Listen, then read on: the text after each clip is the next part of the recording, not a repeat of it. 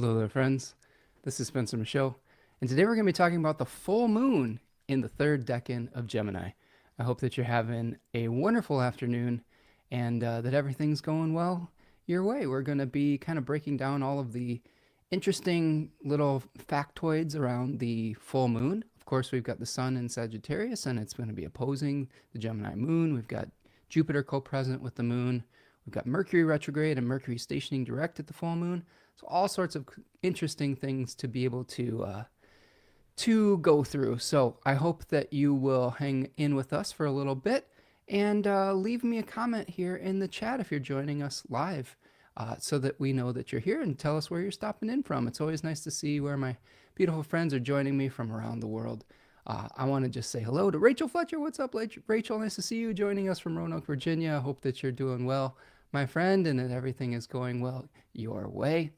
I've got a few announcements before we dive into the details. So I want to take a look at that. So if you are in need of guidance, I do readings, and this is a great opportunity to sign up to be able to get guidance as far as what the stars might have in store for you. This is an interesting time of year where we're reflecting on the year that we've experienced, and we are looking ahead to the future. You can find me at spencermichaud.com. Click on the Book Now button to get a Mythos reading, which is one where we break down your natal story. Or you can do a Kairos reading where we're looking ahead for the next 3 months, or we can look ahead to the next year if you want to look at a bigger picture. I like to kind of focus in on smaller details, but if you're needing a big picture viewpoint of your life, I'd be happy to help out with that as well. I also have a beautiful webinar that is coming up tomorrow as I'm recording this, December the 14th, and that is our Dignity and Devotion Venus webinar that's happening on Saturday, December the 14th at 1 p.m. Eastern Time, and I'm going to be teaching that with my beautiful partner, Tanya Andrews of Third Coast Mojo. We're going to be talking about everything Venus. We're going to be talking about mythology. We're going to be talking about the synodic cycle of Venus, Venus within its different dignities and debilities. We're going to be talking about creating a ritual magical practice with Venus as well, how to create an altar setup, how to draw the power of Venus down to be able to have an important and beneficial relationship with the lesser benefic. Although, if you ask anybody, she is lesser to no one. So check that out. You can find that on my website, spencermichaud.com as well. You can find that on the Book Now button under classes and webinars. And then, of course, go over and check out Third Coast Mojo. It's a beautiful Etsy account that my loving partner, Tanya Andrews, has, and she has a holiday sale right now. You can use the code MaryMojo25 for 25% off anything in the store right now. Although I will say this, if you sign up for the Venus webinar, you can get 50% off this beautiful box set that she has with a number of Venus things in it as well. But if you're not looking for Venus stuff, you can get 25% off other stuff. So check that out and support her beautiful work. And then finally, you can buy me a super chat at super chat in the chat today with a little $sign. Or you can go to buymeacoffee.com and support the channel that way. That's a great way to support what I do here and keep the lights on and help buy me the gift of time to do the research that I'm doing and to be able to secure all the resources that I need to do all this, to do all these preparations and all the equipment and all of those things. It's a great way to support the channel. So thank you for those of you who are able to do so. All right. So those are our announcements. I got a few more people stopping in. Candy Cord is here. What's up, Candy Cord? What's up, Corinne? Nice to see you. Hope you're doing well. Hello from cold Connecticut. Yeah, it's cold here in Michigan, although I will say my office is warm and maybe a little warmer than I had anticipated. It's almost 80 degrees in here. I've got like basically have one vent open in the whole house, and I think all the heat's pouring into my office today. So,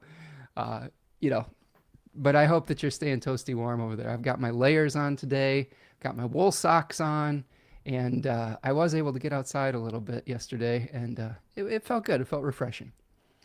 Jennifer is here. What's up, Jennifer? It says, hello from cold Ann Arbor. Yeah, so you're experiencing the same weather I am, Jennifer. It was about 9 degrees this morning. So it's Fahrenheit for those of you international friends. Probably pretty close to, oh geez, zero? No, what would it be? Uh, Me trying to do a Fahrenheit to Celsius conversion is not a good zero. I think would be 32 degrees freezing, so much lower than zero. So hope that you all can help me with that conversion. Mystical Blooms is here. Says hello from Canada. Nice to see you, friend. Hope you're doing well, and that everything is going your way north of the border. Jennifer says I haven't been here for a while. Things have been crazy. Yeah, things have been going. There's been a lot of things going on for sure, and I think we're all maybe trying to get to the finish line, and that finish line is the winter solstice, where we have the return of the light at the winter solstice, which is happening, I believe, on December the 21st this year. That's when the sun ingresses into Capricorn, and we're able to start increasing the daylight over the course of the next year. So I think that this is a time where we're kind of just digging our heels in and grinding towards the finish line. Maybe we're getting a little barn eager, like the horse that starts to recognize that he's almost home, and he gets a little burst of energy, and he's compelled to move. All right. Hey, we've got homies here. Grid says, "Yay, my homies here." All right, I love that. Okay, yeah, we're trying to create community here on this channel and with the work that we do. So I'm loving seeing people connecting in the chat. All right, friends, let's kind of take a look at this full moon in Gemini. Break it down for you. I think that there's a number of factors involved. We're going to talk about the sun in Sagittarius 3 a little bit more. We are going to talk about the moon in the third decan of Gemini, which is a place where we might need to make some choices, where we are maybe feeling a little bit overloaded with the possibilities and the directions that we're trying to move through, and to be able to manifest our greatest, highest good, whatever it might be, or our highest priorities, when we have to let go of a few things.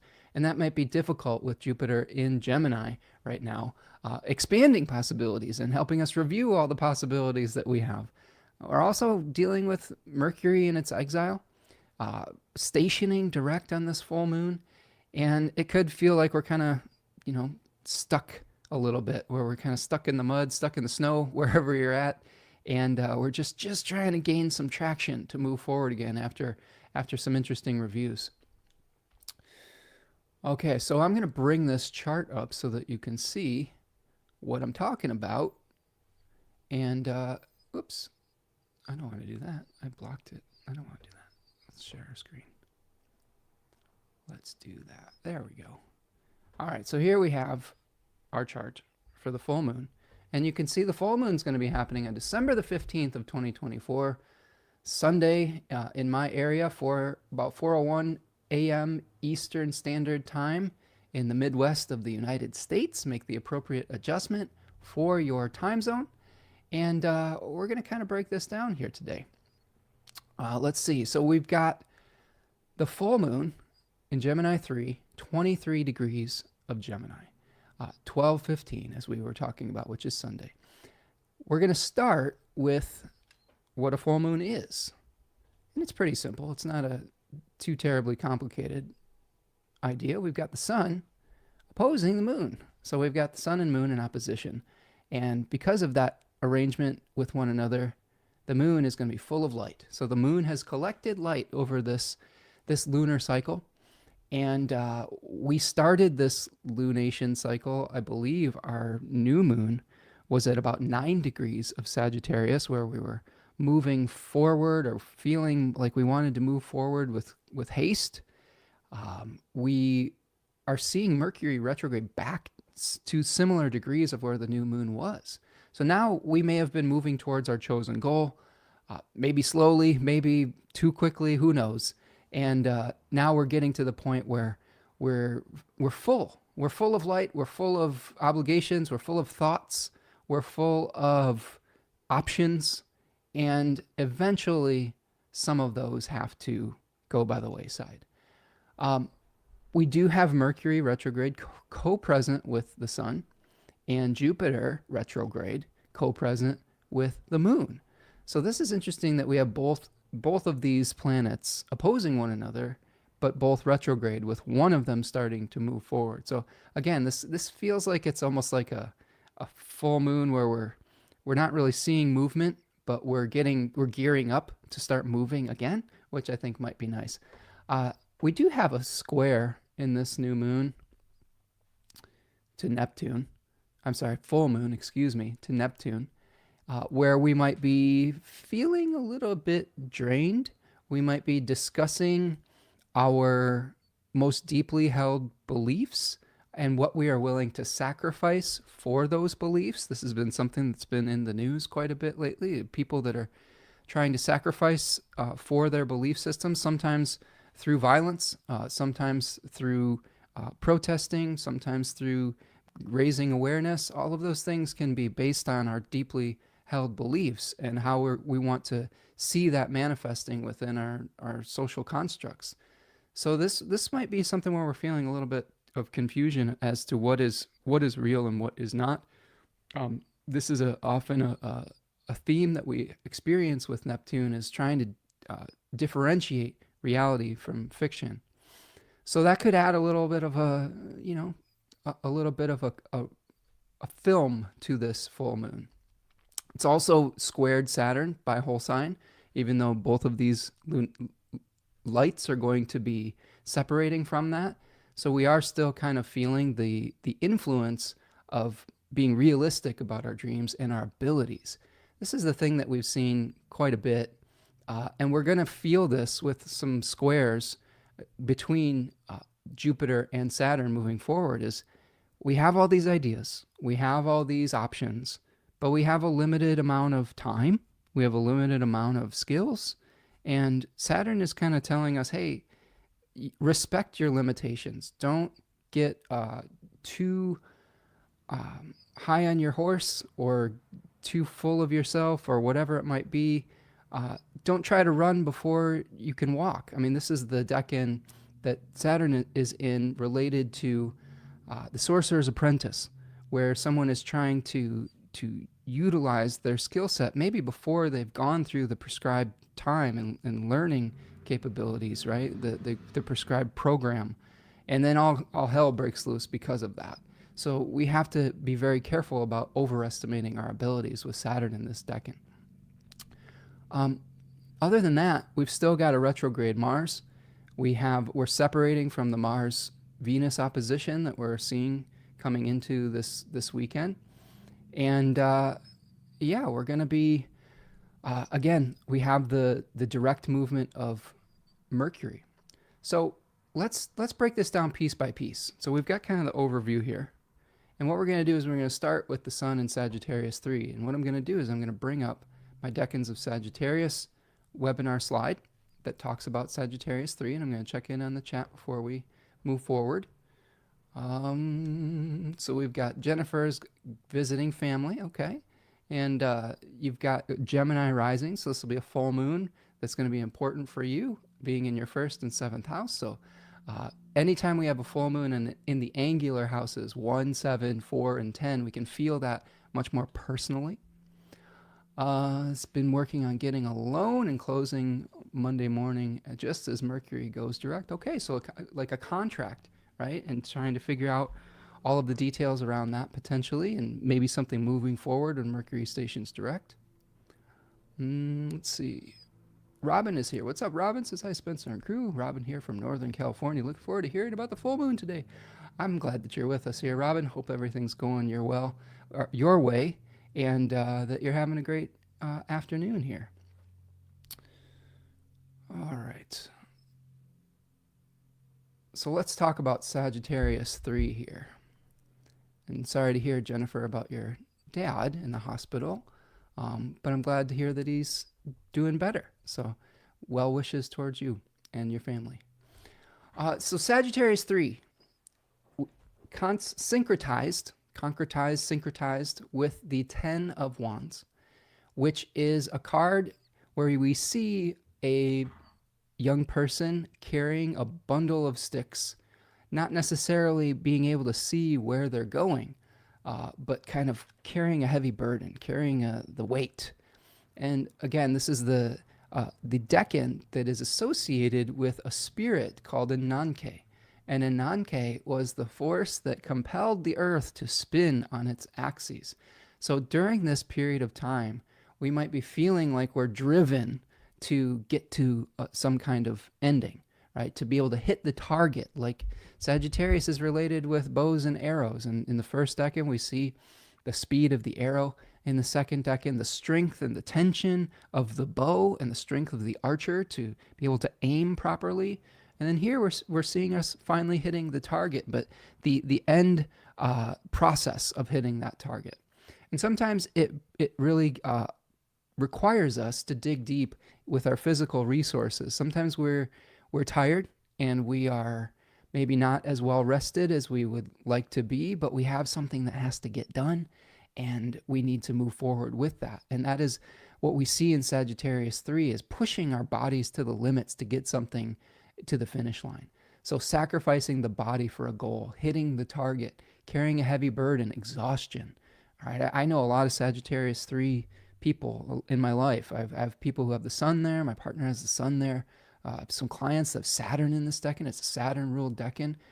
One thing I notice about them is that they carry very heavy burdens in their life. They're the people that people can count on when the chips are down.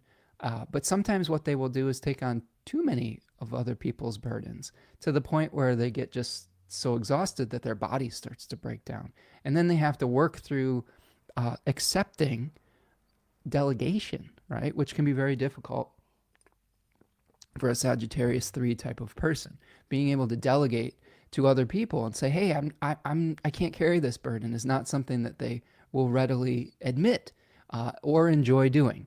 So, but what I will say is that it becomes very necessary sometimes, and it might become very necessary at this full moon, because what we'll see, as you will see later when I show you the slide for Gemini 3, the opposite of this is not being able to carry any more burdens, to be, lying prostrate on the ground with 10 swords in your back. One of the things has to perish. But there is courage in this decan. There is like heroic acts to get something to the finish line. You can almost think of this as an any means necessary type of decan. We have to be careful of that because that can lead to great evil. Okay, sometimes it can create heroic acts, but it also can lead to doing some really heinous things as well. So we have to be careful about that. You might be feeling like you're in an endurance test right now and feeling the burnout from that endurance test. I'm feeling that a little bit today.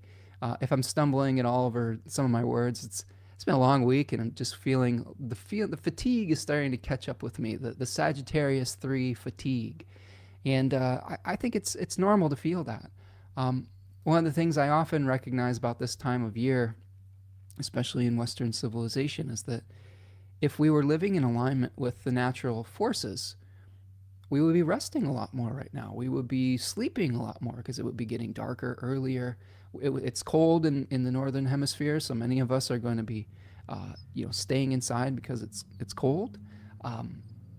This drive to keep pushing and pushing, growing and growing exponentially, on and on and on, is a construct that is in opposition to the natural forces. And I think that when we try to shape a society that is out of alignment with nature, that can lead to some fatigues and some breakdowns. And I think that that's often what I feel around this time of year is we have the drive, the Ananke drive to uphold some kind of imaginary standard that has been given to us often from, I was talking about this with my partner the other day. She's pointing out that the Christmas industrial complex has been handed down to us from the baby boomer generation, where it's all based on 50s ideals, the idyllic childhood of someone who was raised in the 50s. And I think that I found a lot of truth in that. Like the music we listened to and the values that we have surrounding that holiday are somewhat antiquated sometimes, but also this drive to uphold sort of a standard of like decoration, of having to get together with everybody, of having to purchase gifts for everyone. All of this creates stress and drives us to our limits. So sometimes it's easier for some than others. It's usually easier for those that have abundant resources. It's harder for those that maybe are struggling. And this is something that we don't necessarily talk about a lot, because we're trying to uphold whatever vision or illusion, maybe this is part of the square to Neptune, of this idealized past or this idealized event, holiday event. Even if you don't celebrate Christmas, like this is an idealized time of year. So some of the questions you could ask yourself just about the sun being in Sagittarius 3. And we want to look at the sun because the sun is providing a moment of clarity, awareness, and I think drive on some level. Like it is a collective drive and spotlight on a specific set of circumstances. The moon gives us the body that it's going to manifest within. But we have to understand the spirit that is driving the body when we look at lunation cycles and the relationship between the two. So questions you could ask yourself just about the sun part of this full moon. What is required to bring whatever project you are having to completion? What spirit is compelling and driving you? Is it one that is something that arises from your internal state? Or is it from an external expectation? That's an important thing to ask yourself, because sometimes we just get in these repetitive patterns being driven by external forces that we don't actually resonate with. And I think that's important to examine every once in a while. What sacrifices are you willing to make for your vision? There are certain things that we believe in that are worth sacrificing for, that are worth going the extra mile and going the distance and doing that marathoner's endurance test for. So you have to determine which of those things are most important to you. Are you being true to your ethics in this pursuit? Another excellent question to ask yourself. Are we willing to achieve our goal by any means necessary? This is a question that's come up in the collective recently after some of the recent events in the news. Is if we're going to create change, where is the line that we draw to create that change? Is violence the line? Is murder the line? Those are some of the questions that people are having debates about. I mean, as a pacifistic person, I'm not someone who condones violence, but I also understand the frustration of a society pushed to its very limits. And those are debates that I think that are worth having sometimes, is what sacrifices are necessary, or which ones are in alignment with our ethics, and which ones go over the line. What burdens are you carrying is another thing to ask yourself around this time of year. Should you be carrying those burdens? Should you be carrying other people's burdens? Do you have enough things on your plate where you don't need to carry someone else's? Well, give it back to them and help them learn how to carry that burden for themselves. And then finally, are you acting as a hero or as a martyr? Sometimes we feel like we're the hero of our own story, but we're acting as a martyr, or we're acting as the villain to someone else's story. So we have to really examine things not only from our own perspective, but from a more global perspective, from a perspective of how what we're doing fits in with the greater good. So that's our sun in Sagittarius 3. I'm checking in with our chat here. Oh, let's see. Mystical Bloom says the moon is conjunct my 7th house Venus in a Venus-ruled year, and Mars retrograde is conjunct my Mercury. Lots of movement. Oh my goodness. That's a lot of stuff that's happening in your chart there. So this could be a big one for you as well, this full moon. And oftentimes, certain astrological aspects come and go without a lot of fanfare for us personally. But when they're hitting individual points in our chart, that's when we tend to feel these things more poignantly. And you can get a lot of information on this from talking to an astrologer, scheduling a reading, or being able to examine this with your own chart and see what types of themes are going to be playing out within your life. Robin says, thank you, Spencer. December is working out much better than November. Starting to feel better. Ooh, I'm glad to hear that, Robin. Yeah, there's definitely ups and downs with our energetic cycles, isn't it? Sometimes it's even hard to predict when they're going to happen. I've been having this experience lately, is predicting when my energy is going to be up and when it's going to be down has actually been a little bit difficult over the last couple weeks, and I'm not sure why exactly. I don't know if this has been a theme for anyone else out there, but one day I'll feel great, and there isn't anything I can really point to, and then the next day I'll feel very drained, and I haven't quite been able to ascertain what the factors are within that. But maybe that's just a part of Mars retrograde and Mercury retrograde, right? Maybe our energy levels are inconsistent. Jennifer says her father is a Sag rising at 28 degrees. He definitely has been working hard on his exercises and getting out of rehab. 24 degrees Sag rising. Well, that's good. So Jennifer's father doing rehab and whatnot. This full moon is going to be a big, important moment of completion, right? He has the full moon in the 7th house of completion, and the sun is in his 1st house related to the body. So he's doing the hard work necessary to be released from his rehab facility to be able to get back to a normal life. So that fits really well, Jennifer. Lauren is here. What's up, Lauren? Nice to see you, Painted Turtle. Hope you're doing well, my friend. All right, so let's go back to it. Let's talk about this host. All right, so this host is Gemini, Jupiter in Gemini 2. So let's go look at Gemini 2 real quick. Now, Gemini 2, this is the host of the sun. All right, this is the host of the sun. We're going to look at the host of the sun and the moon. So this is what is feeding resources to the sun. Jupiter retrograde in Gemini 2 is related to the 9 of Swords here. Here we see someone who's overwhelmed with ambiguities, having a nightmare, having maybe a panic attack or an anxiety producing event, keeping them awake at night. So we may be experiencing a little bit of an overload of thoughts right now where we just can't completely understand which direction to head, where we have a lot of different options and we're still reviewing all the options, and that might feel overwhelming. We have to be careful of our thoughts becoming a prison. So this is something that is feeding the sun as we're moving forward. The moon, let's go to the moon. The moon is in Gemini 3. So here we have Gemini 3, where we were talking about the aforementioned 10 of Swords, where we see someone with 10 swords in their back, kind of like, he can't go any further. Like in the 10 of Wands, we saw someone who was making a Herculean effort to get to the finish line. Well, in this case, we can't go any further. Now, the interesting thing about these two 10-degree sections of the zodiac is they're each immutable signs, changing signs from one season to another that precede solstices. So we have the Gemini 3 as the anticipatory decan to the summer solstice, where we've had think of it like bees that have been exploring every flower, but then they have to bring that pollen back to the hive to create something with it. They can't keep exploring every flower. They have to kind of let go of some of those possibilities. When we talk about Sagittarius 3, it's the last decan before the winter solstice and the return of the light.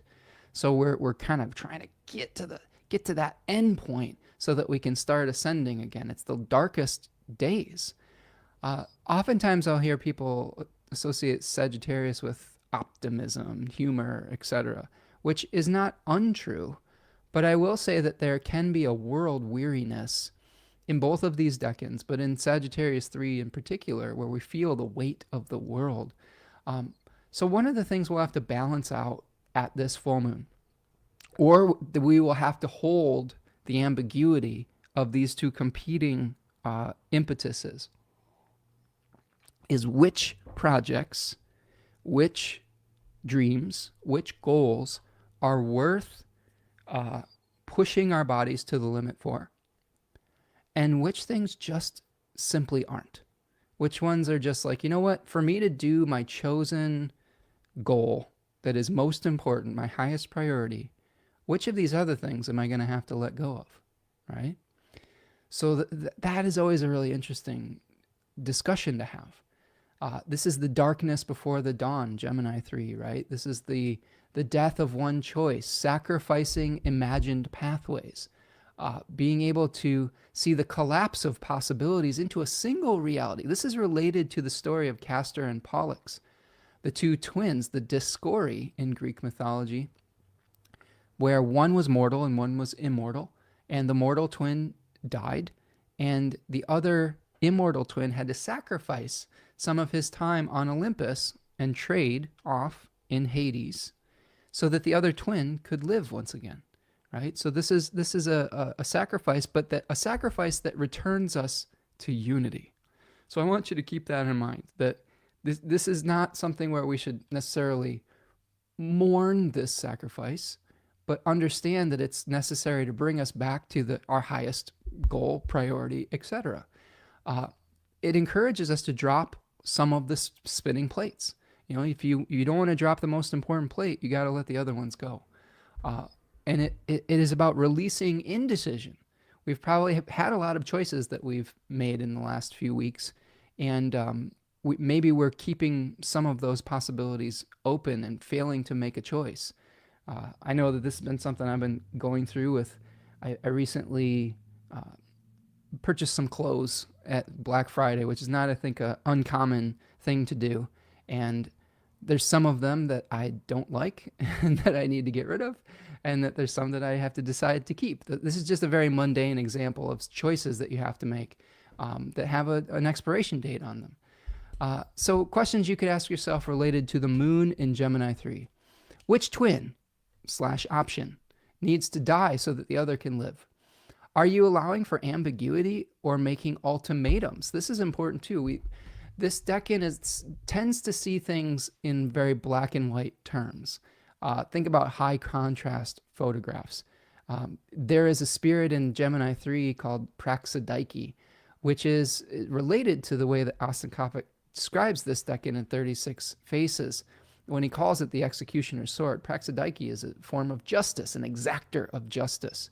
So that executioner's sword is eliminating some things, and to be able to eliminate something, we have to say, well, this is just not going to work. We can't be wishy-washy about it. But what I will say too, though, is that we have to be very careful about making ultimatums, especially if they're idealistic ones, because sometimes that can be hard to backtrack off of. And one thing about the transition from Gemini to Cancer is that the sun literally changes direction in the sky, right? It starts to it has reached its peak of declination, and then it starts to descend at noon each day. It rises lower in the sky. So there may be a decision that you have to reverse after this decan. And when you make an ultimatum, a black or white ultimatum, that can leave you with some egg on your face. So you have to be careful of that. Are you overthinking it? Can you balance hyper-rationalism with intuition? Where do you need to release the weight of knowing too much? Sometimes to take action on something, we just have to do it, right? Instead of keep thinking about it. And I think this is part of what we're dealing with here as well. How can you embrace closure and live with the consequences? Can you surrender to love and infuse life into your highest priority? Surrendering to love is interesting because the next decan of Cancer that follows Gemini 3 is called the Lord of Love, right? It shows the Two of Cups, where we see two people making a beautiful exchange. And Cancer is really, the essence of Cancer is protecting something so that it can grow, and so it can grow to its highest capability, maybe in the transition to Leo. So we're choosing which of those things we're going to nurture. And oftentimes I will talk with Gemini heavy placement clients where they feel really feel sad about making a choice or making a commitment or one of those things, and they feel like it's this very negative thing. And I always encourage them to not necessarily think about what you're giving up, but think about what you're infusing life into by sacrificing those other possibilities. You can do that one or two things well rather than doing 10 things poorly or not at all. So this is kind of a shift of perspective of seeing like what we're infusing life into.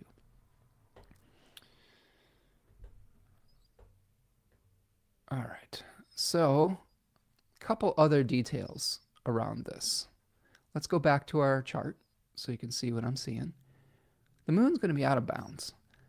So an out of bounds moon often describes extremes of feelings and bodily feelings, like emotions and how our body feels, that are a little bit outside the norm.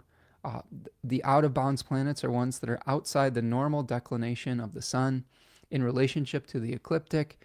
That's a fancy way of saying it's these planets are moving outside the height or the nadir that the sun would normally travel over the course of a year, and in relationship to the ecliptic. And this is really the when we see planets acting sort of outside of the socially accepted character. So when the moon is out of bounds, we may have feelings that arise that are maybe not our normal feelings. Maybe we have some extremes of emotions. Maybe it's sadness. Maybe it's fatigue. Maybe it's anger. So we have to keep an eye on that when we have planets out of bounds. And again, because this decan of Sagittarius that the sun is in pushes us beyond our physical limits, we maybe have to be extra careful about that. I would say that one of the things that I would look for in this full moon is our mental health pushing us to the point of breaking down physically. Like if we're overthinking things, we're having anxiety, that can have negative consequences on other parts of our body. So by releasing some of our monkey mind, right? The mind that keeps spinning and does the organ grinder dance continuously, even when we're supposed to be sleeping, that can actually lead to better health outcomes in other areas of our life as well. Now, the moon is going to be hosted by Mercury retrograde, but stationing in Sagittarius 1, stationing direct. It's going to station direct later in the day after the moon becomes full. So there's a couple things about this that I think are interesting. So Mercury is stationing direct that same day. There is what's called a rephrenation of Mercury and Mars retrograde, the trine between those two planets. And that's kind of a fancy term I learned from horary astrology. In particular, John Frawley in one of his great books. And this is where we see a planet that switches direction before an aspect can come together. So this is sort of like a changing your mind before you commit to something. So Mercury in Sagittarius 1 often talks about sharing something we're passionate about, moving quickly towards our chosen goal. Mars in Leo is feeling the pressure of performing, of competing, and maybe we were thinking of doing something to increase our visibility or to push further into sharing our vision or our goal. And once we get to this full moon, I could see us having the choice to be like, I don't know if I can take on one more thing, right? And that rephrenation, that like, I was going to do this extra thing, but I just can't take on anymore, as Mercury stations direct and starts separating from that. So we also might be having arguments with people, like where we're like, I'm going to tell someone my very strongly held belief, and it's a core part of my identity, etc. Mercury, Mars in a fire sign trine. But then maybe you reconsider the fallout that might happen from having that very difficult conversation with somebody, and you decide not to. So this is a really cool concept where we see just this reversal of an aspect that almost perfects, that almost completes, but then doesn't, because we have a turnaround of some sort. All right. Yeah, Jennifer says, this resonates with me also. The thinking has been getting to me. Yeah. Well, as Gemini rising, Jennifer, this is a good opportunity to let go of some of those just potentially destructive, excessive thoughts. Thinking something through is not necessarily a bad thing, but when we keep churning it over and over and over to the point where it creates anxiety, sleeplessness, and indecision, that's when we've started to overthink something. All right, so we've got that, that rephrenation. We've got Mercury stationing direct that same day. And then we're going to have the first aspect of the moon trining Saturn. So let me take you through this and how this unfolds a little bit. And we're going to look at two charts here. Okay. And we're going to take a look at the first aspect that the moon is going to make after it is released from the bond. So ancient astrologers thought that the moon was a manifester, right? Like it was like a music box cylinder that was striking the keys of these other planets. It was bringing things into this physical plane. And when the moon is under the bond within 15 degrees of the either side of the sun, conjunction or opposition, it's said to sort of be held in check, right? So when we first see the light of the moon, and this is going to be at 13 degrees of Cancer. That's the first aspect it's going to make is at 13 degrees of Cancer, okay? And that is a trine to Saturn. So this is an opportunity for us here. Okay, you can see this here, this trine to Saturn. This is an opportunity for us to come into alignment with our limitations, to be able to create harmony within our domestic situation, potentially with multiple people. The second 10-degree section of Cancer is related to the Three of Cups, where we're seeing mirth and celebration. To be able to celebrate with the people we love and care about, we may have to let go of some options. One story I was thinking about with this that seems to reflect this time of year is as a child of a divorce who grew up with two different households. This time of year was always a little bit fraught with peril emotionally for me and both of my parents, because there was always this negotiation around where I was going to go for the holiday. And this continued on as a parent of a child with, we had the similar situation with my own daughter growing up. And it was always a little bit of a difficult time of like, where are they going to be? There's this negotiation and one of those things. And it can lead to overthinking some things. It can lead to some difficult feelings. And maybe this doesn't even have to be the result of a broken home. There could be just too many relatives that you're trying to visit, or something of that nature where you just can't do it all. I know some people who drive to like 4 different houses around the holiday, and that to me is insane. Like I don't know how people do that kind of thing. And I understand that there's pressure from family to live up to a certain expectation and ideal. But I will say one thing, like one of the things that has changed in my life is that I don't do that anymore. I don't travel during the holidays. And it's actually taken a huge weight off of my shoulders. Sometimes I miss some of those festivities, but most often I come into alignment with the way that the season is speaking to me. And the way the season speaks to me around this time of year is through silence, through quietude, through rest, through restoring our batteries for the next season and year ahead. And again, I'm not anti-holiday family get-togethers, but I do think that we do try to push ourselves a little bit too hard around this time of year. And with the moon in the second decan of Cancer, trining Saturn, understanding our limitations around that could actually lead to a better experience, right?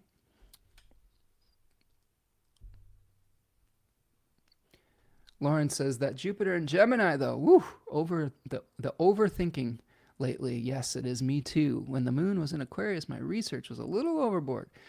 Yeah, I think that Jupiter in Gemini this whole year, has been more.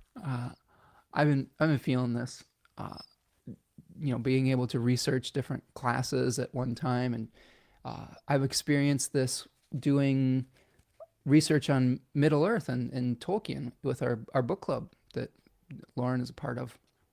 The Tolkien universe is very deep and detailed, and you can really dive in to an amazing amount of information, and sometimes it can feel like an overload, right? And I think that that's what we experience with Jupiter and Gemini is there's so many possibilities. There's so many little factoids we could bring to the table that oftentimes we get overwhelmed. And again, I think this is a great time of year to start really making some tough choices about our capabilities. Because as we see this unfold, we're going to see Jupiter starting to come into a square with Saturn.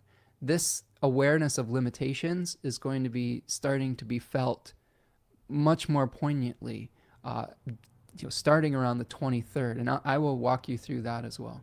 But before we get to that point, let's talk a little bit more about the unfolding week after this.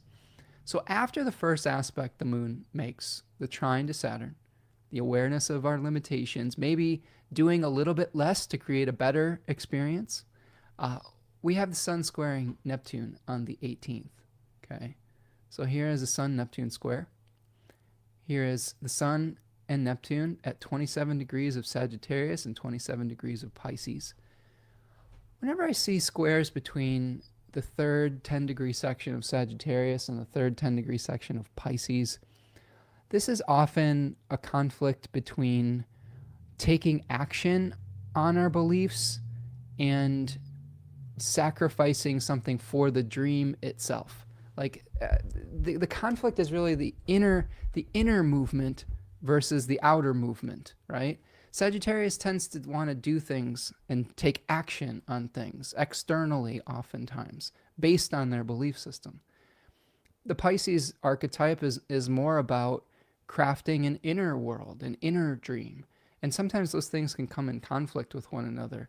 So our outer actions with the sun in Sagittarius 3 could be affected by our internal dream that is maybe amorphous at this time, being in Pisces 3. There might be some confusion about what we're doing. I often find Neptune as a planet, it's like an anesthesia, right? It was discovered around the same time as medical anesthesia. And it has this kind of otherworldly quality to it where we don't know what is up and what is down. Like there is this confusion around it. So when it's hitting a planet like the sun, our vitality could start to become dissolved, right? It has a dissolving quality. It could lead to confusion. It could lead to a confusion of identity as well. I think that when we start making changes in service of our own health, in service of our own mental, emotional, physical health, when we start to release the expectations of society, the expectations of family, parents, children, etc., that can lead to a little bit of a identity crisis. Because who are we when we're not trying to live up to someone else's idea of who we are? And I think this could be part of that as if we do take the clarion call of the full moon seriously and start letting go of some obligations. Who do we become? What really matters to us? And that could be something that we're exploring when the sun is squaring Neptune. And what are we willing to sacrifice, and who are we willing to sacrifice for? Okay. So as we move forward, we do have a trine forming between Venus and Jupiter. So this is, I think, one of the little helpers around this period of time, because the end of December has some difficult astrology. Like the banner that I have coming up for the week of the 23rd through the 28th is just squares and oppositions, because there are so many of them I couldn't list them all. So this is a nice little respite, right? This is next Thursday, the 19th, where we're seeing a trine between Venus and Jupiter and the retrograde Jupiter. And this could be something where we're moving on from one shore to another. We're saying, you know what, I'm leaving this old idea of self behind and moving towards this new sense of identity, this new situation, etc. And I'm doing that through holding space for ambiguity and for the new, right? Being able to communicate with others, sometimes on the fringe of society and people that are in the center is part of the Aquarius 2 decan, but maybe being guided from one shore to another. And I think that this trine between Venus and Jupiter, we might have some really good ideas about how to move forward. And we might not have all the answers yet, and we don't have to explore every single idea, but we may have some really good brainstorms around this period of time that will help us move forward, especially when we get to the winter solstice. Okay, the winter solstice, to me, that is the ultimate intention setting time. So if we go to the winter solstice, here it is. We've got the sun moving into 0 degrees of Capricorn, December the 21st.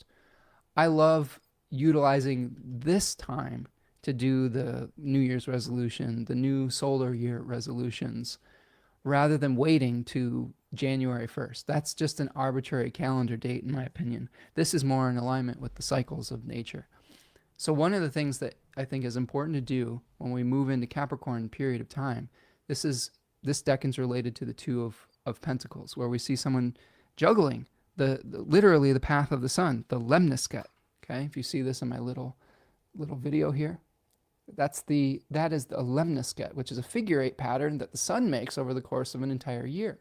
So Capricorn helps us to look forward and backwards. There's a story related to Capricorn of Precus, the sea goat, who was a son of Kronos, Saturn. And he had the ability to turn back time. And his little sea goat children were leaving the sea to go ashore despite Precus's objections. And Precus would turn the clock back, and the sea goats would come back to the sea, but they kept leaving over and over and over again, no matter how many times he turned the clock back. And eventually he gave up and let his children leave, and then asked Kronos to allow him to die. and Kronos, who is called the Great Reaper of Souls, granted him that wish and put him into the sky as the constellation Capricorn. So to me, that there is this nostalgia, wanting to turn back the clock with Capricorn, reviewing the past, but also a need to look forward with sobriety towards the future. So this is a great time to take stock of where you've been, where you want to go, what resources you have to move forward, what the new lay of the land might be as you move forward into the next year. What are the new laws that you're going to be having to deal with? What are the new situations? What's the new place? What's the genus loci of that place? What's the spirit of that place that you are wanting to go to? I've been doing some research on becoming more efficient with time. You know, when you feel overwhelmed with things that you have to do, you're always looking for efficiency hacks. And this program I like is called Winning the Week. They talk about thinking about the type of person you want to be, rather than all the things that you want to achieve. What type of person do you want to be? What are the values that are helping you move forward to your greatest sense of self? Do you want to be someone who is considered a reader? Do you want to be someone who commits to exercise every day? These are all sorts of things that you can ask yourself. Do you want to be someone who's been known for their kindness? And when you think about that as the ideals that are motivating the actions, sometimes the actions are changing. You know, the actions that you were taking before are not in service of that person that you want to become. So instead of making a laundry list of things that you want to achieve, maybe think about the person that you want to become around this period of time. And that will lead to some great insights and ideas about the actions that could help move you closer to that manifestation.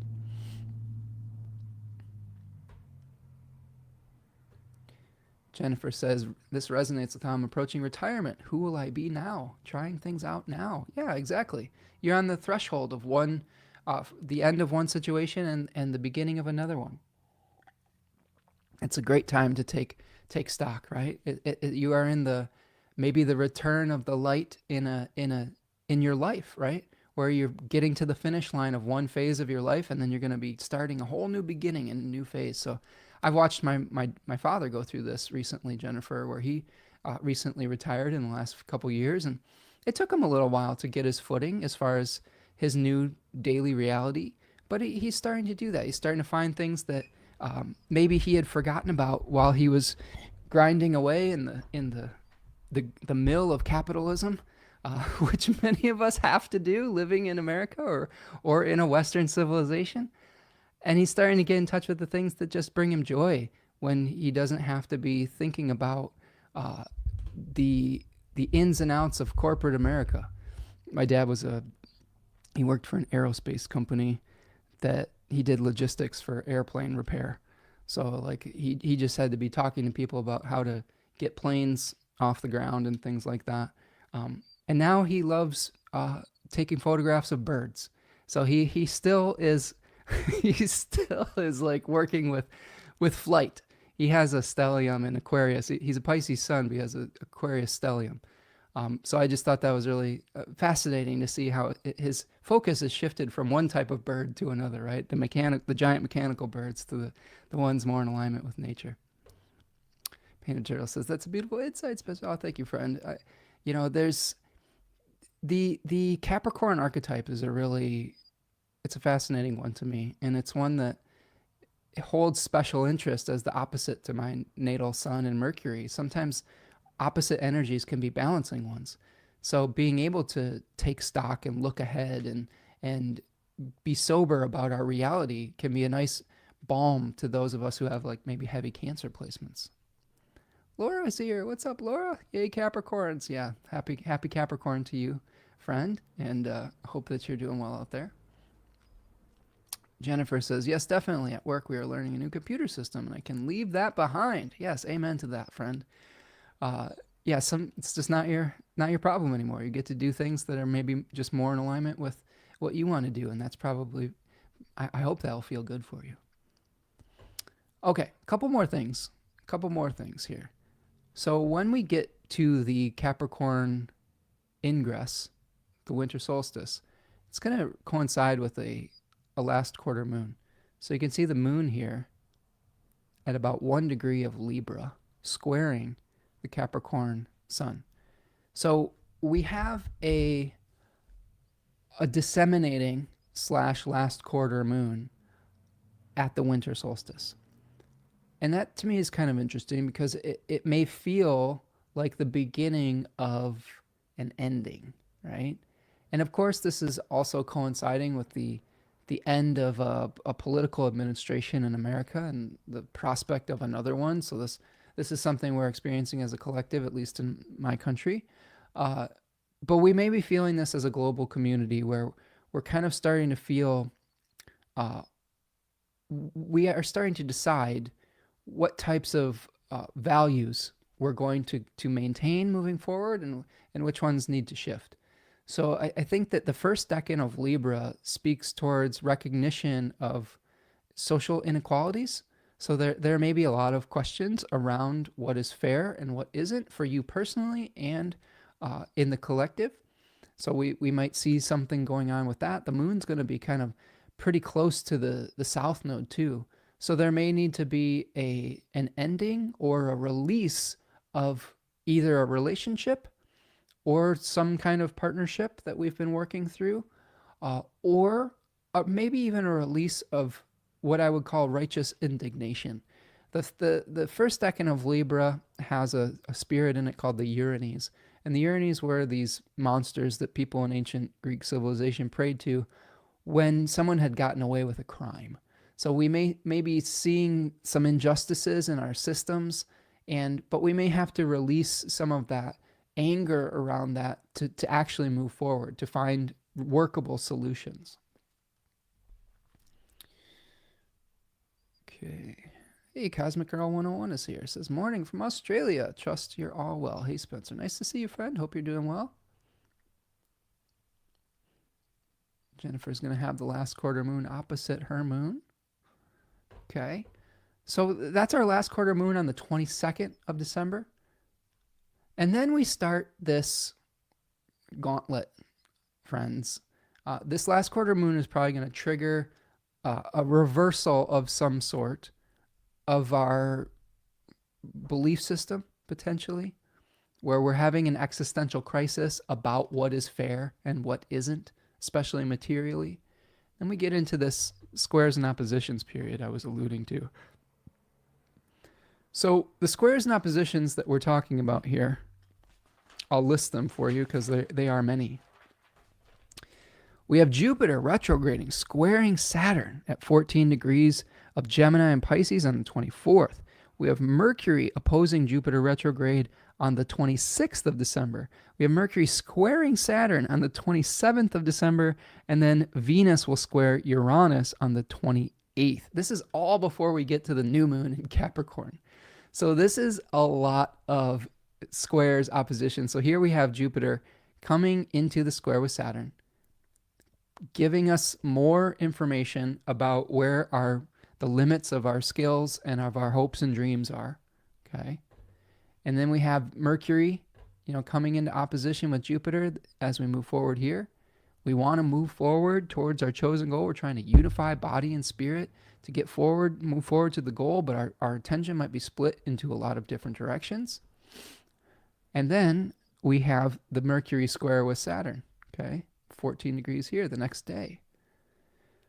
Again, hitting a brick wall of reality checks. Cold water, I think, is a good metaphor for Saturn and Pisces. Just pouring cold water on that mercurial fire that we see in the second decan of Sagittarius.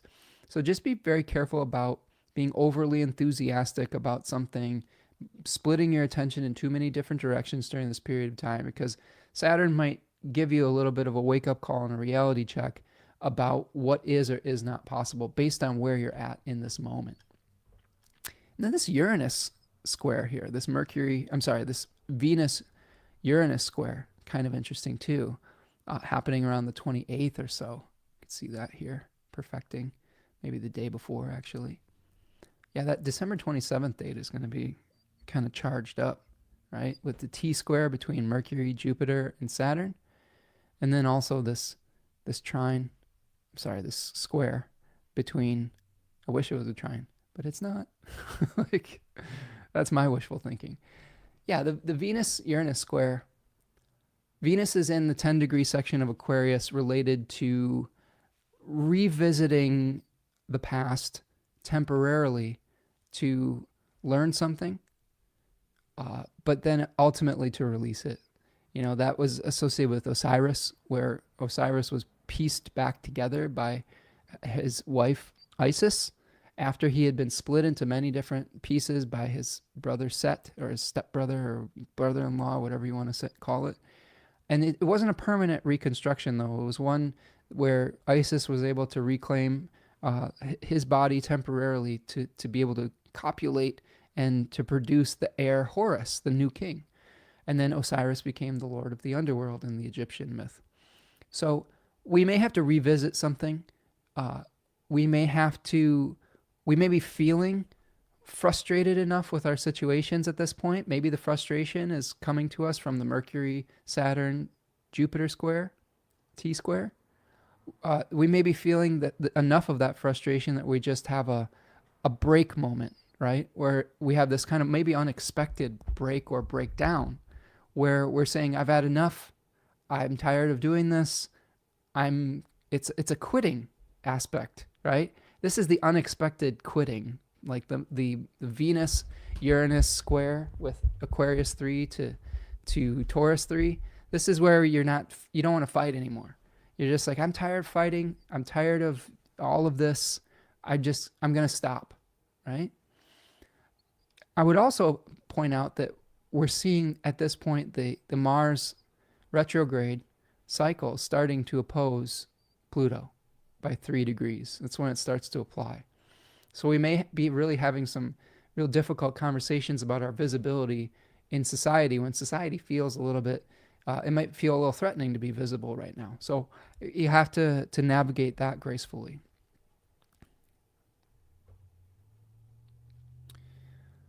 Finally, we have the new moon. So if we can get past these squares and oppositions that we were talking about, that will get us to the new moon of this cycle.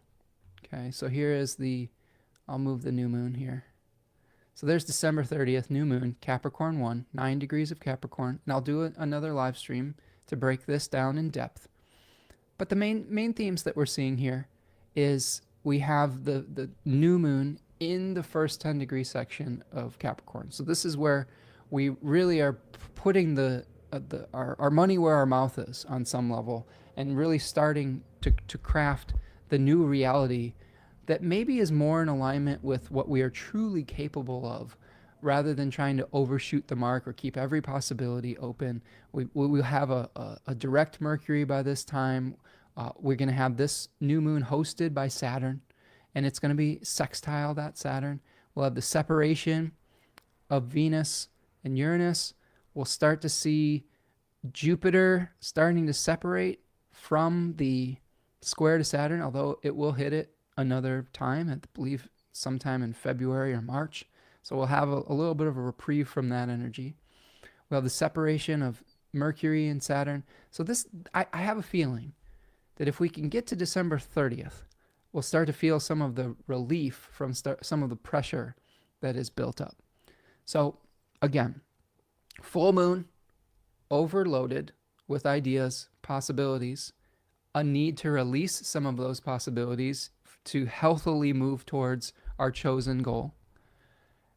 A buildup of tension with Mercury, Jupiter, and Saturn, really recognizing our limitations, not overestimating our abilities, not overshooting the mark by trying to do too much, and trying to do too much leads to lower quality work. And then getting to this point after the Venus-Uranus square where we're just like, all right, I'm done. It's very attractive to move on, to get to this point at the 30th of December where we might start to just plant a new seed that is, again, more realistic. So that is what I have for you for this full moon. We do have an I-Ching and an animal for you. If you have any questions or comments, please put it in the chat. Do me a huge favor before we get to the I-Ching and the animal. If you could like this video, that would be a great service to me. And if you're new, please subscribe to the channel. That will be very helpful as well. Okay, let's get a drink of water and we'll finish it up.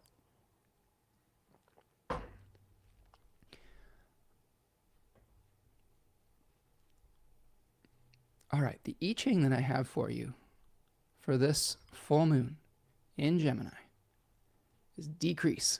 I love this one. This is a good one. This is hexagram number 41, decrease leading to inner truth. Really nice manifestation of the topics that we've been talking about. So decrease does not necessarily always have to be bad. Sometimes when we let go of things, it leads to better outcomes. So this hexagram translates to decrease, diminution, loss, reduction, scaling back, avoiding excess. Less is more. Oh, the I-Ching is such a wonderful oracle.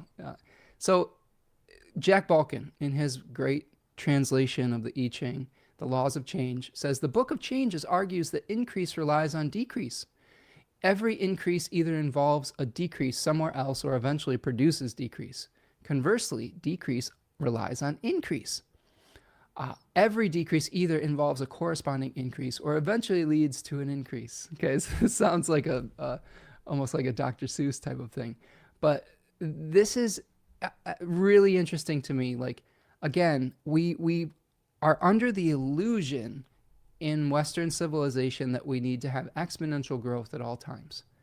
And that is not the way that nature works. Nature goes through cycles of growth and cycles of rest. It goes through cycles of increase and pollination, and it goes through cycles of decay and returning energy and forms back to the earth. That's how it stays healthy. That's how it stays balanced.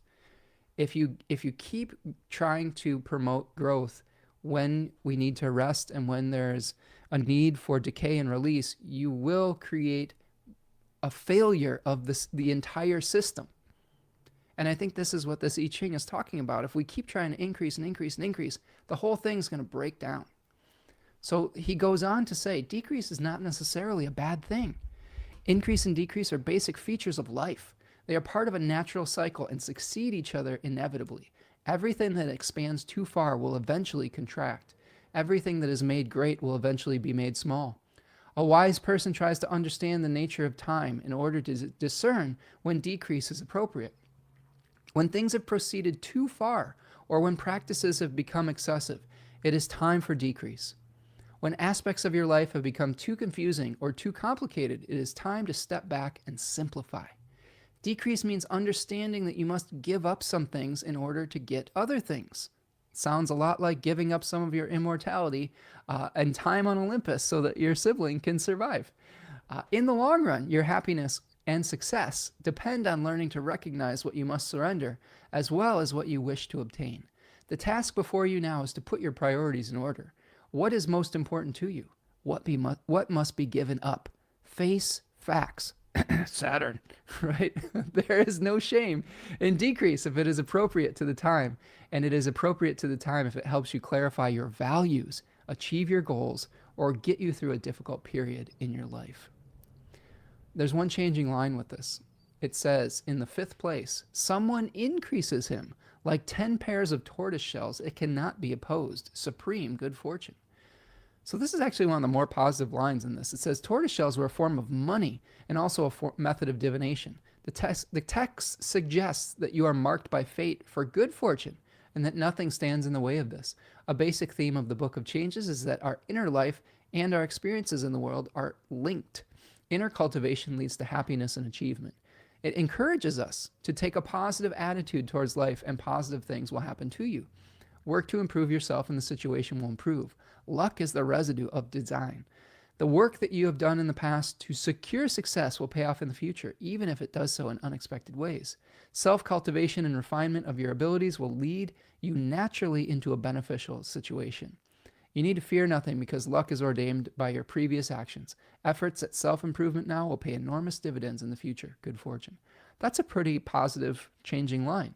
To me, that says willingly letting go of excess will actually lead to a much more beneficial situation. And this is changing to the hexagram inner truth, which also translates to inner sincerity, inner faithfulness, confidence, trustworthiness, and most importantly, conformity between what is outside and what is inside. I love this hexagram for that specific response. This is one of the main goals, I think, of the sign Leo. And as a Leo ascendant myself, I resonate with this quite strongly. And I would also say this is reflective of Mars's retrograde cycle through Leo right now, is oftentimes we fall into, by circumstance or by necessity, roles that are inappropriate for us. Jobs, relationships, projects, whatever. And to come back into realignment with our true motivations, our true inner light, etc. Sometimes we have to let go of some of those things, even if it's painful, even if there's temporary sacrifice that is involved with it. And I think that's what the I-Ching is teaching us here. We may have to let go of some things. We have to let go of some pathways to be able to realign with our inner sense of purpose, truth, and who we really are. And that's painful, and sometimes it takes courage. But ultimately, it leads to great benefit, as that changing line was teaching us. All right. Let's see here. Let me check in with the chat before we reveal our animal for the full moon. Lauren says also the Libra Aries nodes right now are with the South on that injustice monster. To me, it is a great reminder of letting go and acceptance of the tight, uncomfortable quarters that we are near the end of this nodal transition into Pisces. The emotional portion of these events are, to me, not getting wrapped up in it. No justice in hating and freedom loving, and no freedom in loving on this axis. No justice in hating and no freedom in loving on this axis. How we handle ourselves is up to us. And knowing not all things show balance in this realm is on our timing. Yeah, everything's not going to be fair and just every single moment of the experience. Sometimes we have to experience injustice to bring it back into balance, right? That's a good kind of way of looking at life sometimes. All right, so let's take a look at the animal. So the animal I got for you for this full moon in Gemini is the duck, our good friend the duck. We had the duck, I believe, the last full moon. Maybe it's the duck is really trying to speak to us. Maybe we're feeling some stress, some anxiety, especially with Jupiter and Gemini, too many thoughts, too many anxious, sleepless nights. The duck is a very social animal. It is very loyal to its friends, its family, its group. But to me, this is the quintessential animal to teach us how to deal with stress. That phrase is that little phrase that we hear with ducks, like water off a duck's back. I think it's really poignant for this period of time. There's so much noise in the collective right now that every new news story, every new demand on our time, every new situation can produce more and more stress, anxiety, etc. And how do we become like a duck that has very specifically uh, evolved feathers to be able to let that water just run right off him so he can keep warm as he swims through the water. So how can we, like the duck, let some of that stuff just roll off our back? We don't have to take on every single fight. We don't have to take on every single project. We don't have to take on every single expectations of other people. We only have to be true to ourselves and respect other people's ability to be true to themselves.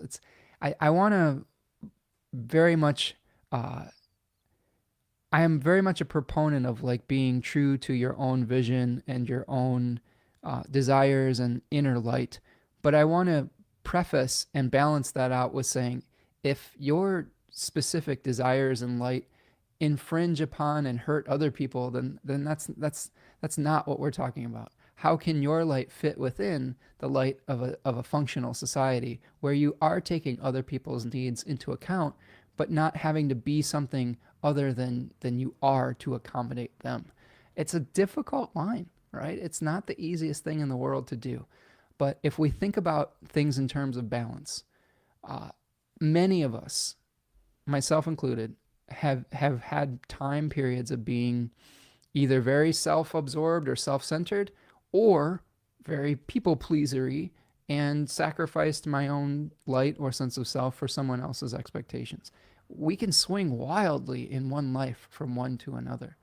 And how do we get to that middle ground where we are being true to ourselves and doing and being a role that is appropriate for us, while also having empathy and respect for other people's ability to do so as well? So I hope that you have a beautiful time with the duck at this full moon. Maybe go out and find, if you have water by you, find a pond, find a little stream, maybe connect with the energy of the ducks. I always love going to the botanical gardens in my area. There's always mallards like this beautiful green-headed mallard here. They're just floating downstream, just going with the current, going with the flow of life, and it's very relaxing to just spend a few hours out there with them. All right, friend. Let's see. Lauren says, when I was little, I found a bunch of baby ducks without a parent, and I put them in my bathtub. My mom was secretly thrilled. When my mom called the vet, she said the best thing, of course, to do was to release them. So I found a pair of ducks and led the babies to them. The pair accepted. Ooh, that's a great story.